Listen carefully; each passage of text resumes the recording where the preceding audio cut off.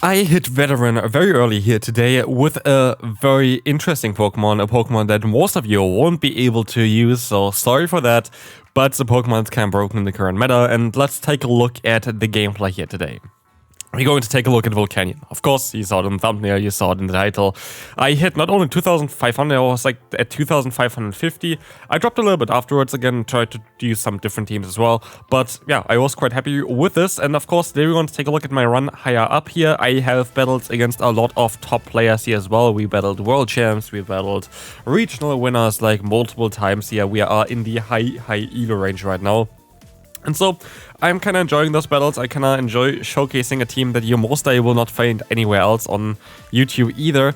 But of course, it is going to, kind of spark a discussion here on if this should be allowed. I don't think that Volcanion should be allowed in the Great League. I feel like this Pokemon should be banned. I have this Pokemon, which is insanely lucky. You need to be super unlucky in order to get this Pokemon because you see the IVs on the right side. There are only like a few IV combinations that are alright to be under 1500 CP. That is the main issue for this Pokemon. If you have great IVs, this Pokemon will never be below 1500 and then you have no chance of using it ever in the Great League. I feel like this is kind of one of the only Pokemon that you really have a zero chance otherwise to get this Pokemon below the Great League level unless you get a one-time lucky. And yeah, I got one-time lucky. It is actually amazing in this meta for the reason that is quite obvious. There is no other water and fire type Pokemon. There's practically next to no other fire type Pokemon generally, but there are quite a lot of targets for fire typing in this meta. We're going to have Klefki, we're going to have Mawile, we're going to have Amoonguss, we're going to have Victreebel. We have a ton of Pokemon that are very weak to it. Gourgeist especially is doing double resisted damage against us while we do super effective stab damage against them. So like there is a lot of play for this Pokemon. This is why we try to use it here. This is why I want to give this Pokemon a try. And I was not too surprised that this team worked out so well. But yeah, as you can see here, we're going to have the Ice Wind against the Seeking. We always want to keep a shield advantage for our Volcanion. That's kind of ideal because of the fast move pressure that we have. And here against the opponent, we can just use a shield against them. We have now an energy lead. They're going to stay in, we can knock them out still. And let's see what they're going to have here in the back. It's going to be the weekly tough. And we have access to Scald, by the way, this season. This is a new move on this Pokemon, which makes a lot of sense for this Pokemon to have Scald. It didn't have that one before. Now we have also Overheat here, of course, for the burst damage. And as you're going to see, this is going to do so much, knocking them out straight away. And we can move on to the third opponent actually already.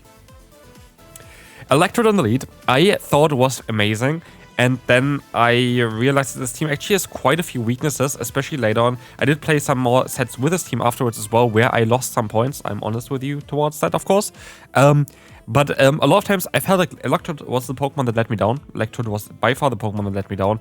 There were a lot of leads that I just didn't really have a lot of play against. And then this team has another weakness as well, which I kind of course, want to talk about, which is the ground type weakness. Ground types weren't really around in the beginning of this cup, but they completely shifted towards ground types in this meta, especially in a higher up elo range later on. There were so many Quagsires, which are very tough for this team because we have a grass type in the lead, but the grass type is going to be neutral against the ground typing and doesn't have grass type coverage, so we're actually in a big disadvantage. Like any kind of ground type can be very difficult for this team. You could maybe have a different say swap, for example the Seeking, which would allow you to play way better against that, which was my first initial idea, to run Seeking as my say swap, which most likely is going to be a bit better. But yeah, I don't know, like that would be an idea to try to change that. Here we are lucky actually that they have the Cacturn on the back, because what we have, is the opportunity to get the Scald off. They let the move go, we can knock them out, we win the battle. Like there's nothing they can do anymore. We had the Scald I think start, so we would have won anyway. Here now against the world champ, are still actually the current world champ as well. We're going to take a look at how... No, actually, it's not the current world champ. It's the world champ from before. The current world champ is currently Beelzeboy. This is going to be a Kai from the world championships prior. And I decided to go for the wild charge. This was actually on purpose because I'm thinking that it does more damage than a Swift. But now thinking afterwards as well, it might not be the case. Because what we have here is a Swift coming in. We're going to have another Swift coming in. It does kind of similar damage. Like I wanted to check real quick. I'm facing this tiny bit more damage from the Assyrian Electrode against the Quagsire. But again, Quagsire is just a tough Pokemon, and they're all running Mud Bomb in this meta because there are so many targets for the ground type damage. And I was like, okay, my only hope now is to try to win with my Volcanion. The sub onto the Mawile, which is of course a great matchup for ourselves. And we're going to have here the fast move pressure coming in. I'm going to shield this move up. It's very likely going to be Power Punch. Actually, there were a lot of games that I didn't actually showcase it as well. I had a team that I liked as well a lot with Shadow Morwell. Morwell is a lot of fun. But here, we're just getting walled, to be fair. There was not a lot that I could have done here in this battle in order to win this. Like, I really could have not won this battle, I would say. Here now against the Jellicent, it's just a hard counter to our Volcanion. Volcanion has no option to hit this Pokemon. Like, I called that they would swap out of here. Doesn't matter because we have now SCALD coming in. We would need to hit like an overheat or something and get some damage in as well. I tried to catch the move, didn't work out. Nothing I can do here. Realistically, nothing I can do there. I do think actually I didn't play that bad at all. But at the end of the day, there was just a hard counter matchup. Good game. We can move on to the next opponent. Generally speaking, by the way, as well, Wild Charge does 32%, while Swift does 24%. So yeah, Wild Charge is actually stronger, and Wild Charge is also stronger damage per energy wise. So like, if you want to go, that's kind of the counterintuitive stuff, especially if you come from the main CS games where ground type Pokemon are always just immune to electric type damage. This is not really the case here. What is the case here is that we are going to go up against a Lantern. I'm going to do a ballsy play. I'm going to catch the move here onto our Tentacruel. If this would be the Thunderbolt, we would do, of course, we'd be in quite a bit of trouble, but it's not. And in comes now the Gourgeist, and I should just let the move go. This is a mistake if I shield here, and I shield here. This is a mistake. The reason why it's a mistake is because I could have went ahead, still got this payback off. I would have easily survived the Shadow Ball, and I would have been able to go into my Volcanion and just got a ton of energy for whatever they have in the back. Lantern is already gone. This would have been definitely the better play, especially as I let the move go through here anyway. I'm going to be able to still at least go ahead and go into my Volcanion. I have an energy lead against the opponent's Togekiss. That was actually just a mix between Togetic and Togekiss. Perfect. But we're going to be able to use a shield here. This is gonna be the Aura Sphere, and we're gonna try our best to go for a SCALD against the opponent. This is going to allow us to get the KO, and now of course Volcanion is just in prime position to win this battle. Here we're gonna have, actually the swap on both sides, which is going to be a bit scary, but we're going to have here now the Electrode still, which has access to Wild Charge, which is enough to knock them out for sure, and so we're gonna be able to win this battle. Volcanion is just very unfair though in this current meta. Samurott in the lead. You might think that's actually a good lead, but it's actually not really a good lead. I do think that it's best for me to just stay in and try to go for the charge moves. They do outspeed us. They get to the Sacred Sword at the same pace as I get to... Actually, not really anything. If they go for 2 Sacred Sword, I think it's the same pace as us going for a Swift and a Wild Charge. But I'm going to go for 2 Swifts here. They decide to let the second one go through. I'm actually alright with that. I can let this move go, but I could also shield here and then have Wild Charge against whatever they have in the back. That's most likely the better idea, especially as they go into their Tentacruel. I will be able to force the final shield from the opponent, and I can go into my own Tentacruel now as well to guarantee that I can get the payback off. They will be able to win this matchup generally, because one payback is not enough to knock us out, and one payback is not enough to knock them out, but payback is going to be enough here now to get them kind of low, and I just try to get them into a range where Volcanion could be winning us this battle.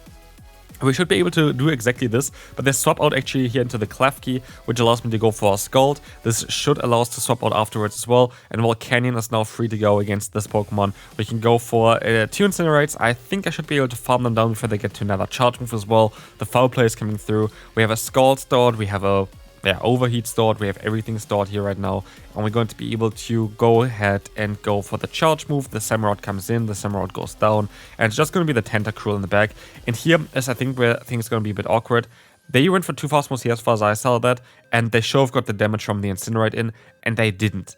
And this is going to be awkward because I still somehow get the SCALD off here, and somehow they were able now to get a draw still. This should have not been a draw, they should have went down, but it is what it is. Now against my brother, these wireless here at 2,600 they are right now. At this point, I'm somewhere at like 2,500 something.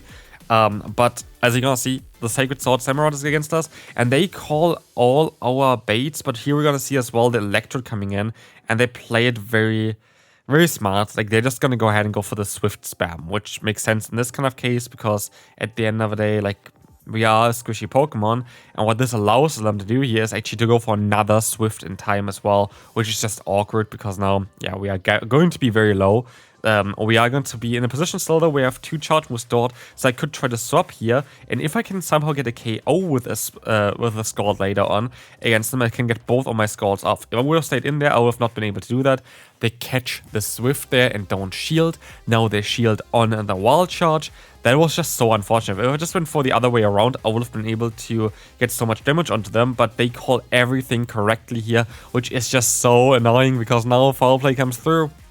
I'm just hoping that I can somehow get the final shield from them, but I know that he of course knows as well on how to play this matchup. I'm not delusional, like I know that he is well capable of playing this on out correctly. My only hope is somehow, like it doesn't actually work, to transfer the damage onto our lead, but like here, we're gonna go down to 1 charge move, one fast move anyway, and so we're sadly gonna go down to the Klefki. A SCALD would have not done enough damage from this range anyway. Good game there, very nice calls, but let's move on to the next one. Next up, we are going to, go ahead and take a look here again at Assyrian Samurott. This is going to be an interesting matchup. Again, we're going to have here the same problem that we had before, where we're going to be kind of in a position where they're going to be able to outspeed us, and they're going to be able to do some sort of damage. But yeah, as you can see, there's going to be now the Wild Charge coming through. This is going to allow us to get the shield, and we are going to swap out, because actually Tentacool is kind of fine, but it is in a position here right now where we are going to need to kind of get the paybacks off. Like, this is a thing as well. Like, we are in a position here where the Tentacool itself is going to be tough for our team to deal with, and payback actually does so little damage compared to what I expected, as we will see the Scald coming through. We're going to have the Electrode here coming in, and we're going to try to go for the Wild Charge spam. This is going to be fine, and this is going to allow us to get the KO, and in comes now the Bomber Stone. You might think this is going to be an easy win here, but they actually still go to the Energy Ball in time, and this is going to be awkward because now they're going to be able to knock us out, and we can move on to the next opponent, where we will face off against the Galarian Weezing. We're going to be able to go for the Wild Charge against them straight away. A lot of times they expect me to swap out onto the Sludge, so I go straight for my move, and now I can swap out into my Tentacruel as I swap out into their own Lapras. They have fast move damage, super effective against us. We have fast move damage that's neutral, but generally speaking, we're going to be able to, just kind of play this matchup out. They have to go for Skullbash in order to knock us out, and I wouldn't be too sad if they do that. They go for Sparkling Area. So be it. I can go for a payback, and I most likely can realign myself here as well, which would be fantastic. Tentacruel comes in. I'm going to be able to now go up now against the Amoonguss with our Volcanion, and we are going to be able to use our shield here. This is going to be fine. Foul play comes through, and they go back into the Weezing. I just have to hope that I can go for 2 Scalds against the Weezing, because I need to get rid of that Weezing. The other Pokemon, the Amoonguss, is not really too threatening. Because I didn't know how much energy they still had on the Weezing, though, I decided to go straight for my move. I get the debuff, which allows me as well to very likely take that hit here now, which we haven't had. Yeah, which we would have not been able to do without the debuff, so I was actually quite lucky for me. The Scald comes in, knocks them out, and now it's only the Amoonguss against the Electrode, and they're going to forfeit. Second to last battle, we're going to have Seeking victory here, but we are going to be able to have a perfect matchup for ourselves. Electrode is going to go up against the Seeking. Seeking is not going to enjoy any of the damage here, and as we will see, we can use a shield here as well. There is going to be the Icy Wind coming through, and we can try our best here now with the Klefki. We're going to be able to go for the Volcanion play. Of course, I can take a hit. This is going to be fine. The foul play is not going to do that much damage. I can go for the Scald just to allow us to either get the shield or the KO. I assume they're going to let this move go. I can't see them shielding this one. And now we have the option to maybe still even get to the Scald. No, we cannot. But it's fine. We're going to have the Wild Charge here still.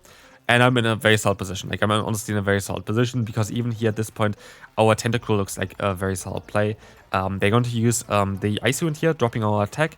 But we can still get up to another Wild Charge. They try to catch it onto the Mawile, and I can just swap out into my Tentacruel. If I can keep my Wild Charge for the later on, Seeking has no play at all. And so here we are going to be able to go for that Scald against the opponent. And this is going to allow us to get the attack drop onto them as well. We can now try to go ahead and go for the Scald against the Seeking, and this should even put them low enough that we maybe even knock them out. I expect that they want to kind of call that I go straight for my swap here. That's where they go for the charge move here. They go for the Icy Wind. They realize, okay, they messed it up, and we can win this battle. Good game to them. They messed me afterwards as well. Shoutouts to you. And we can move on to the final one for today.